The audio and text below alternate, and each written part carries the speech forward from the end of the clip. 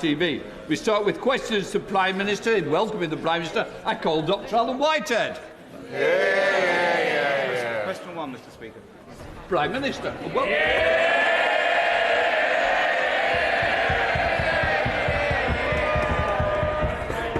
Mr. Speaker, can I just say, don't damage the furniture. Cheer him by all means, but don't damage. Come on.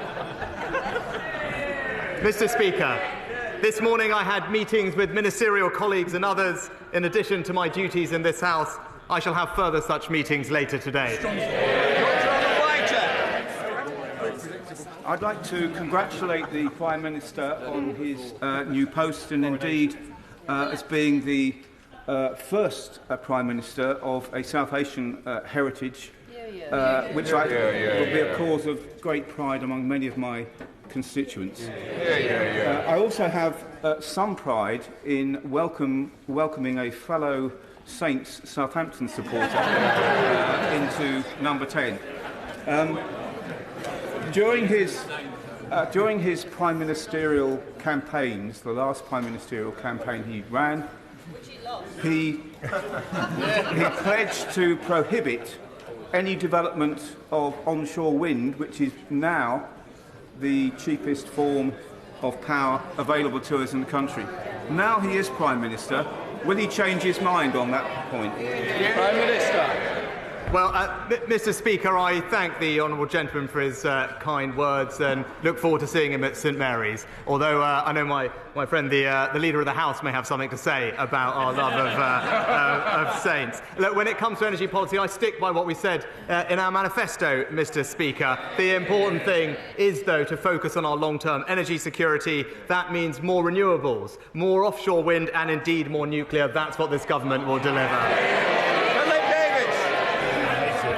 I'm surprised, Mr. Speaker, to be asking a question, and I know you're shocked, Mr. Speaker, too, because I know that you, like many people, thought I would have already been offered a ministerial post.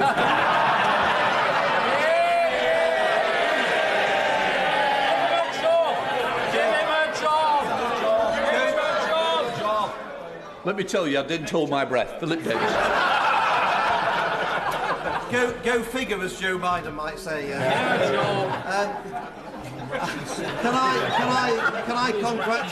I congratulate my right honourable friend on becoming Prime Minister? He's absolutely the right person for the job, and I wish him every success in post. And as he knows, he's got my full support.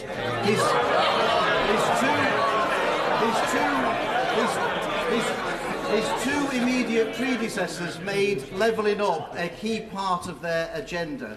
Would he reaffirm his commitment to levelling up and start, as he means to go on, by approving the levelling up fund bid for Bingley in my constituency? Well, I'm grateful to my honourable friend for his warm remarks. I can confirm he must be the only person, Mr. Speaker, who texted me to say that he did not want a job in the last 24 hours. But I can give him my cast-iron commitment to levelling up, particularly in Yorkshire, which he and I share. Obviously, he'll know I can't comment on individual bids, but by the end of the year, an announcement is expected on the success, and I wish him every luck with that. Let's come to the Leader of the Opposition, Keir Starmer. Thank you, Mr. Speaker, and may I welcome the Prime Minister. The first British Asian Prime Minister is a significant moment in our national story. And it's a reminder that for all the challenges we face as a country, Britain is a place where people of all races and all beliefs can fulfil their dreams. That's not true in every country, and many didn't think that they would live to see the day when it would be true here. It's part of what makes us all so proud to be British. Was his Home Secretary right to resign last week for a breach of security?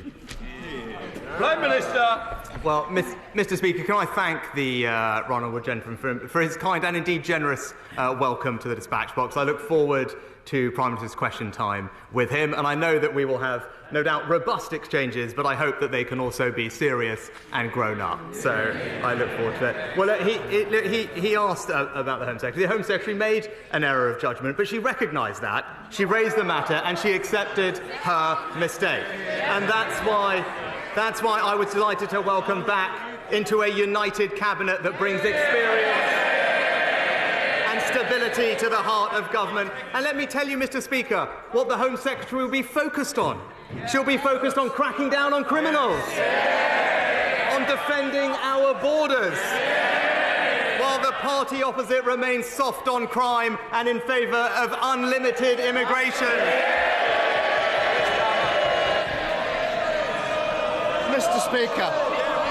Mr. Speaker, yesterday the Prime Minister stood on the steps of Downing Street and promised integrity, professionalism and accountability. But then, with his first act, he appointed a Home Secretary who was sacked by his predecessor a week ago for deliberately pinging around sensitive Home Office documents from her personal account.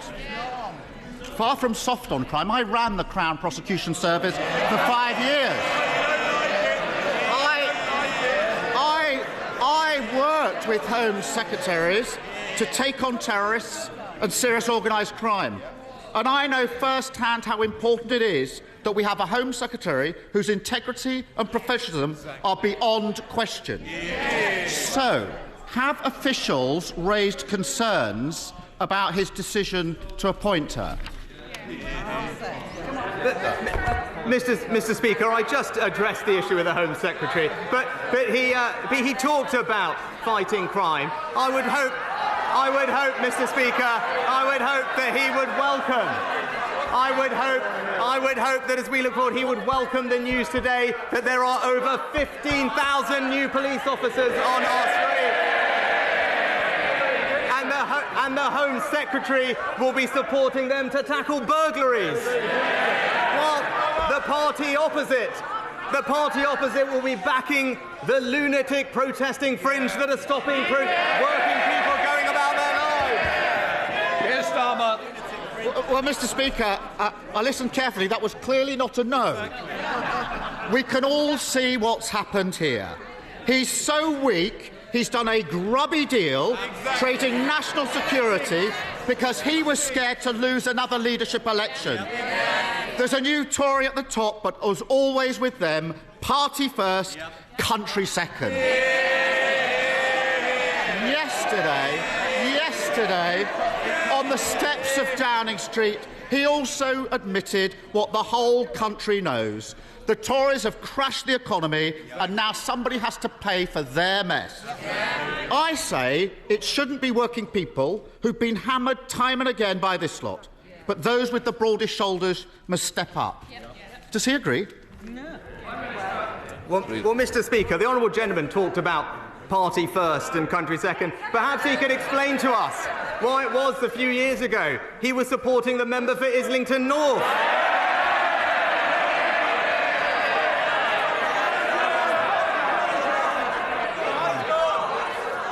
Mr. Speaker, my record is clear. When times are difficult in this country, I will always protect the most vulnerable. That is the values of our compassionate party. We did it in COVID and we will do that again. Mr. Speaker, he says he'll protect the most vulnerable. Let's test that. The government currently allows very rich people to live here but register abroad for tax purposes. I don't need to explain to the Prime Minister how non-dom status works. He already knows all about that. It costs the Treasury £3.2 billion every year.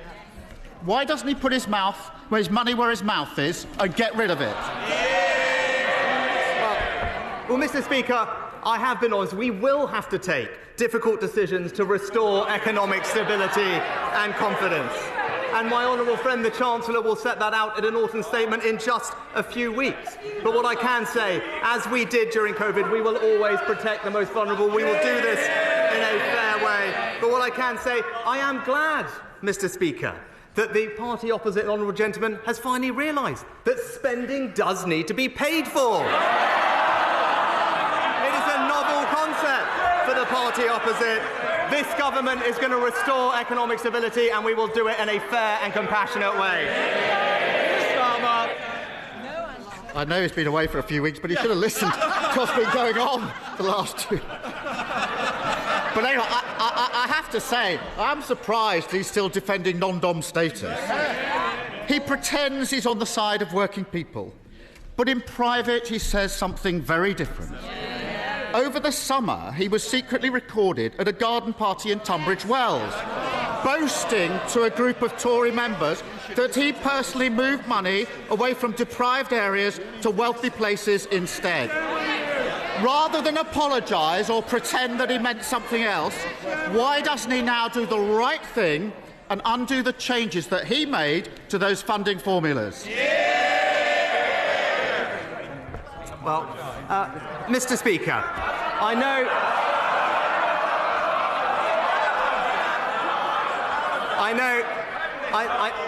the right honourable gentleman rarely leaves North London.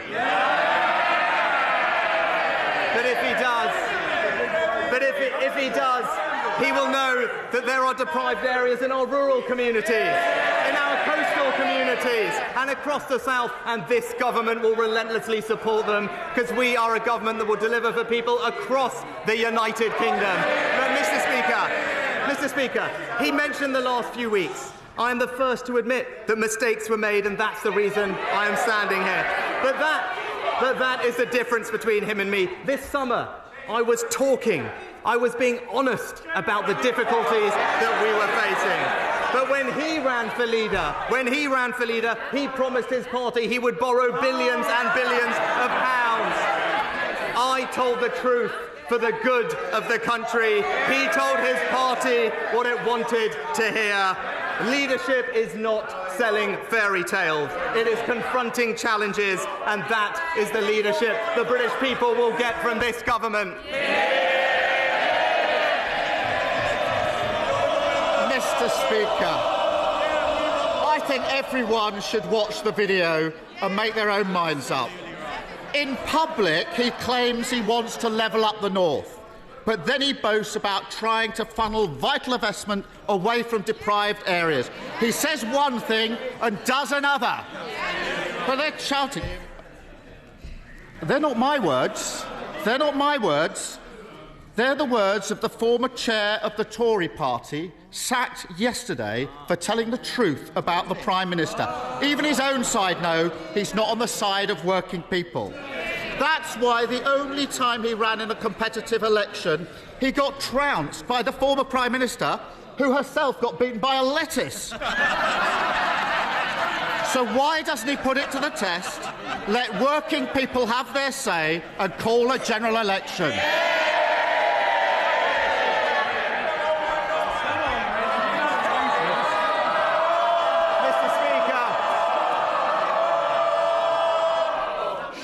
Well, it'll take a long time to get through this paper if we carry on like this, Prime Minister. Mr. Speaker, he talks about mandates, about votes, about elections. It's a bit rich coming from the person who tried to overturn the biggest democratic vote in our country's history. Our mandate is based on a manifesto that we were elected on, to remind him an election that we won and they lost. A mandate that says we want a stronger NHS, better schools, safer streets, control of our borders and levelling up. That is the mandate that I and this government will deliver for the British people.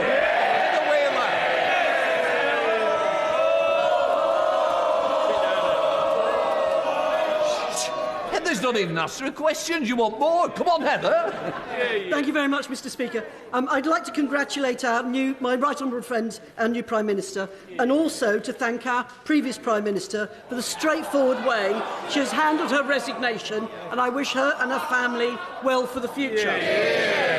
Would my right honourable friend please use this, his first appearance of the dispatch box, to make it clear to the British Medical Council and the British Dental Association that, as well as more training spaces opening up, that they must allow new doctors and dentists to work in the UK so that the good people of South Derbyshire can get treatment on the NHS? Well, I thank my honourable friend for her question. She's absolutely right. I'm pleased that there are 3,500 more doctors and over 9,000 more nurses working this year than last. But she's right, and we are working to simplify the registration for dentists in particular that are not trained here to practice here, and that's how we'll help deliver a long-term workforce plan for the NHS and ensure everyone can get the care they need. Let's come to the leader of the SNP, Ian Blackford. Thank you, Mr. Speaker, and I congratulate the new Prime Minister on becoming the first British Asian to hold the office. The significance and the symbolism of this achievement is to be warmly welcomed by everyone. Mr. Speaker, yesterday on the steps of Downing Street, the new Prime Minister promised to bring, and I quote, compassion to the challenges that we face today. So, on his first full day in the job, let's put that to the test. A winter of uncertainty is coming, and next April will see a cliff-edge moment. Millions face a double whammy as the energy price guarantee is cut off, while households are hit by austerity 2.0 and a real terms cut to social security benefits that many rely on to survive. If people are actually to trust the new Prime Minister's words about compassion, will he today reassure people and guarantee that benefits will rise in line with inflation in his upcoming budget? Well, Mr. Speaker, I thank the Right Honourable Gentleman for his, again, kind remarks. And what I can tell him is my record on this is clear. Through the difficult times that we faced in this country through COVID, I always acted in a way to protect the most vulnerable. That's because it is the right thing to do, and those are the values of our compassionate party. And I can absolutely reassure him and give him that commitment that we will continue to act like that in the weeks ahead. Ian Blackford. Well, Mr. Speaker, let's test that, because as Chancellor, the Prime Minister slashed universal credit and presided over the worst levels. Well, you know, for the hard of hearing on the Tory side, I might remind them that universal credit was cut by £20 a week and presided over the worst levels of poverty in North West Europe. So I hope that he has learned from his mistakes and guarantees that benefits will rise in line with inflation. But speaking of mistakes, yesterday the Prime Minister appointed a Home Secretary who was forced to resign only last week for breaching the ministerial code, and who boasted that she dreamed of sending vulnerable asylum seekers to Rwanda. We all know why he appointed her, a sleazy backroom deal to shore up his own position. Far from being a fresh start, this is a return to the sleaze and scandal and ghosts of cabinets past. The Prime Minister promised to govern with integrity and humility. So if he has an ounce of either, will he admit his mistake and sack the Home Secretary without the delay?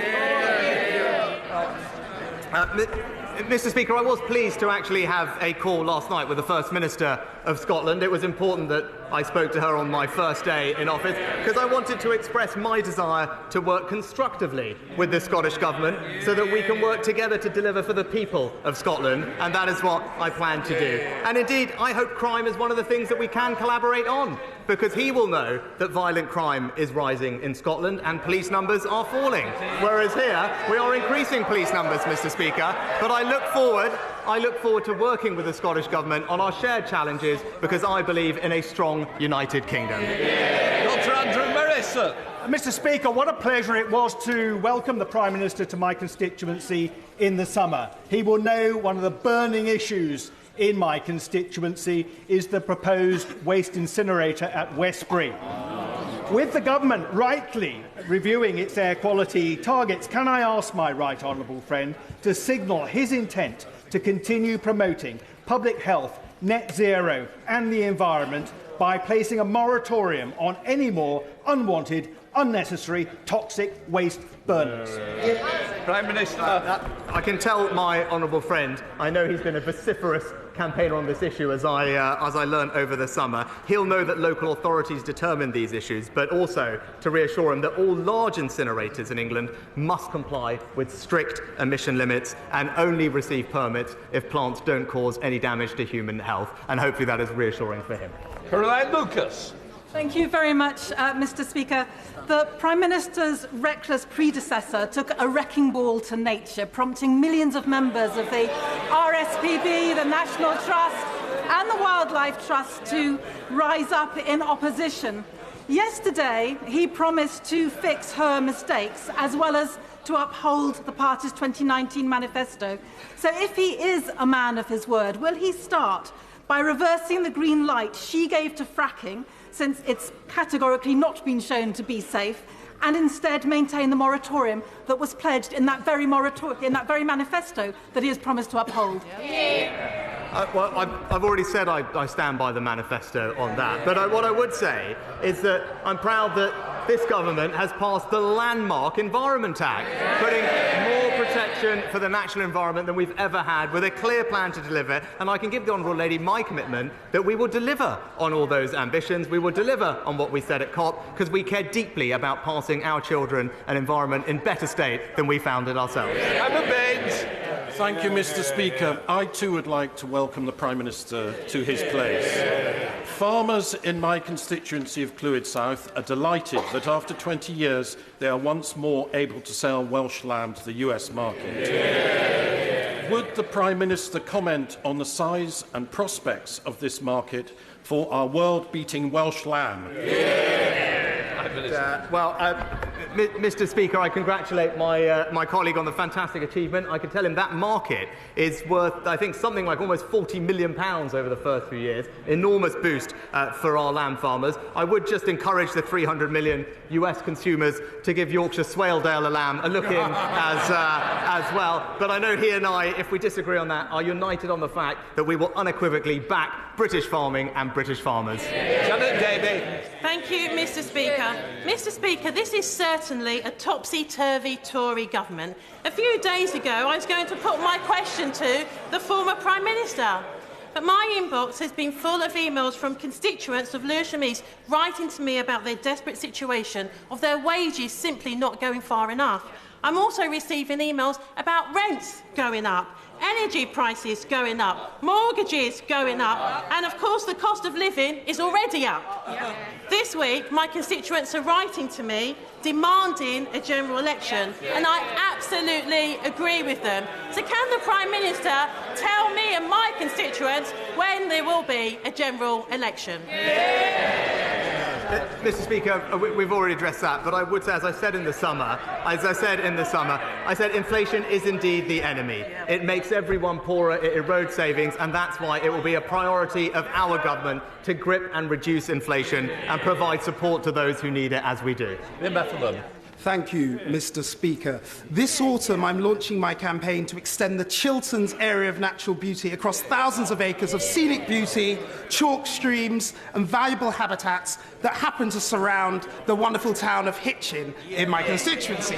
Would the Prime Minister join me in celebrating areas protected by AONB status and indeed support my campaign to potentially extend them in rural Hertfordshire? Well, I thank my honourable friend, because I know this is a matter of great importance to him and his constituents, and he's right to highlight the benefit that natural parks and AONBs can bring to our lives and our well-being. I understand, actually, that Natural England is considering an extension of the Chilterns area of outstanding natural beauty, and I know my honourable friend will be vigorously taking up his campaign with them. Richard Bargett. Thank you, Mr. Speaker, and I welcome the Prime Minister to his place.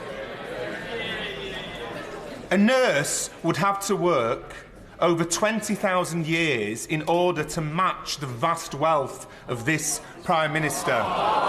The Prime Minister knows only too well that the super-rich could easily afford to pay more in taxes. So rather than announce a new wave of cuts and austerity, wouldn't it be fairer for the Prime Minister to introduce wealth taxes on the very richest in our society? Well, Mr. Speaker, we will always support our hard-working nurses, and that's why, as Chancellor, we reintroduced the nurses' bursary and provided more training and introduced, actually, very strong pay increases. But as I committed to previously, as we approach the difficult decisions that confront us, we will do so in a way that is fair and is compassionate, because those are our values, and that's what we will deliver. Thank you, Mr. Speaker. I welcome my right honourable friend's determination to be straight with people about the challenges we face as a country. Last week, the Care Quality Commission State of Care report and State of Care in England showed our health system in gridlock. And I hear the same from my constituents, struggling to see a GP or waiting for treatment. So can I urge him to make unblocking the NHS a priority for him and his Health Secretary? My honourable friend knows this subject obviously very well from her own experience, and I thank her for the work she did previously in the department. She's absolutely right about the challenge that confronts us. It's why we've put billions of pounds into busting the backlogs and the elective recovery fund and are delivering funding and staffing to do that. But I look forward to working with her to deliver what we said in our manifesto, and that is a far stronger NHS. Alan Smith. Thank you, Mr Speaker. I'd add my own congratulations to the Prime Minister on his appointment. We might not agree on everything, but I think we can all agree a more diverse politics can only be to the good. Now, we in these benches believe that Scotland's best future is independence in Europe.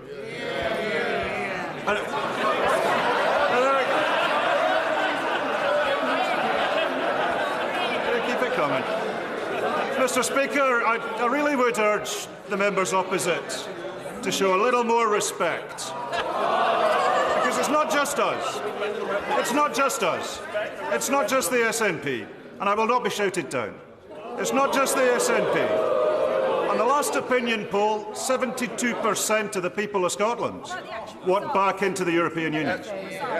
So if the Prime Minister is to maintain any credibility in the eyes of the people of Scotland, how long does he think he can deny Scotland's democracy? Prime Minister.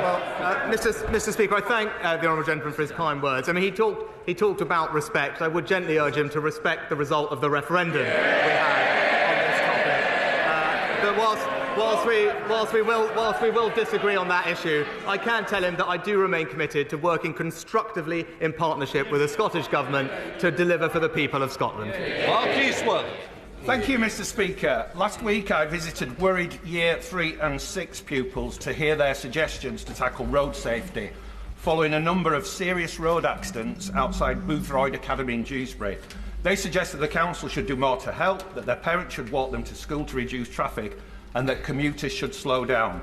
Would my right honourable friend agree with me and with them that we all have a part to play in ensuring road safety outside our schools? Can I say to my honourable friend, I think it's fantastic that he's engaging with his younger constituents at Boothroyd Academy on such an important issue, and I know they will welcome his commitment to supporting them. And I agree with him. There are various things we can do. There's an updated highway code which strengthens pedestrian access. Local authorities can introduce lower speed limits, and we're increasing the number of school streets which restrict motorised traffic at busy times. And I look forward to hearing progress on this issue from him. Stephen Kinnock.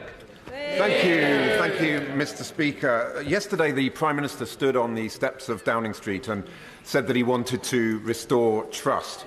Yet in the past 24 hours, we've seen that he's prepared to shamelessly swap red boxes for political support. And there are real serious consequences to all this horse trading. So I'd like him to be clear on this point. Did he seek or receive any advice on security concerns about the Right Honourable Member for South Staffordshire before his appointment to the government yesterday, given that he was sacked in 2019 for leaking sensitive information relating to our national security?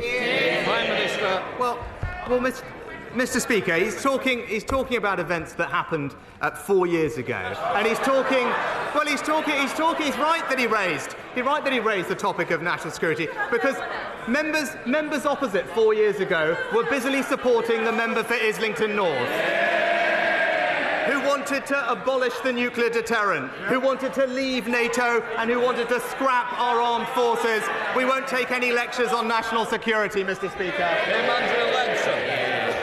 Thank you, Mr Speaker. I sincerely congratulate my right honourable friend and wish him every success. Over 3 years ago, my constituent Harry Dunn was killed in a tragic road accident, and I'd like to ask my right honourable friend to join me in congratulating Harry Dunn's family for the incredible campaign they've run for over 3 years, with huge support from all colleagues across the House on finally achieving justice for Harry. Well, I pay tribute to my right honourable friend for her role, and indeed the former Foreign Secretary as well, and indeed colleagues from all over the House for the part they've played in bringing about this outcome. My thoughts are obviously with the family, and I join in her sentiments that this is very welcome. Daisy Cooper. Thank you, Mr. Speaker. West Hertfordshire Hospital Trust in my area is still hoping to receive funds from the new hospitals programme, the same programme that is supposed to deliver the government's so-called 40 new hospitals. There's been a lot of speculation that the new Prime Minister and his Chancellor might seek to cut infrastructure projects. So can the Prime Minister confirm to me that my local hospital trust, as well as all of the other local hospital trusts that are set to benefit from the new hospitals programme, will in fact get that money? Yes or no? Well, Mr. Speaker, the Chancellor will set out our plans in the autumn statement shortly, but this is the government that put in place plans which will remain to significantly increase capital expenditure, and even though difficult decisions do need to be made, I think the country can rest assured that we will continue to invest in our future productivity and indeed invest in our public services like the NHS. Wendy Moore. Mr. Speaker, in my Aldridge Brown Hills constituency, we're at risk of 8,000 new homes being dumped in the constituency. Will my right honourable friend use the opportunity of this Prime Minister's question to reaffirm the government's commitment to protecting the Greenbelt and to adopting a really rigorous brownfield first policy? Well, can I say thank you to my honourable friend for her question, and I can give her that assurance. She's absolutely right. We must protect our green belt, and we are adopting a brownfield first strategy. I'm pleased we had a record number of new homes built in the last year, but it's important that we build those homes in the right places. Luke Jones. Thank you, Mr. Speaker. Whilst welcoming the new Prime Minister to his place, we remember that law-breaking was the order of the day in Downing Street during the pandemic. We will never forget that this current Prime Minister was fined by the police for attending a birthday party hosted by his next-door neighbour. As both a witness and a participant to that law-breaking, if the Privileges Committee investigation into the former Prime Minister calls him to give evidence, will he fully cooperate? Prime Minister. Mr. Speaker, of course, and I addressed these matters earlier this year. Michael Fabricant. Mr. Speaker, you will know that I fought hard to bring back Boris. In '97, I campaigned for Kenneth Clarke, and then for Michael Portillo. So I can't always get it right. But you know, I do know about the West Midlands. I know that the West Midlands Mayor very much welcomes the reappointment of the Levelling Up Secretary, and that he looks forward to working with our new Prime Minister. So may I just ask him, what is his vision for levelling up? Well, I thank my honourable friend for the question, and what I can say is our desire is to ensure that people, wherever they live in our fantastic country, have enormous pride in the place they call home and every opportunity to succeed. And you know what? It is the fantastic Mayor Andy Street who is delivering that for his constituents in the West Midlands. That completes questions.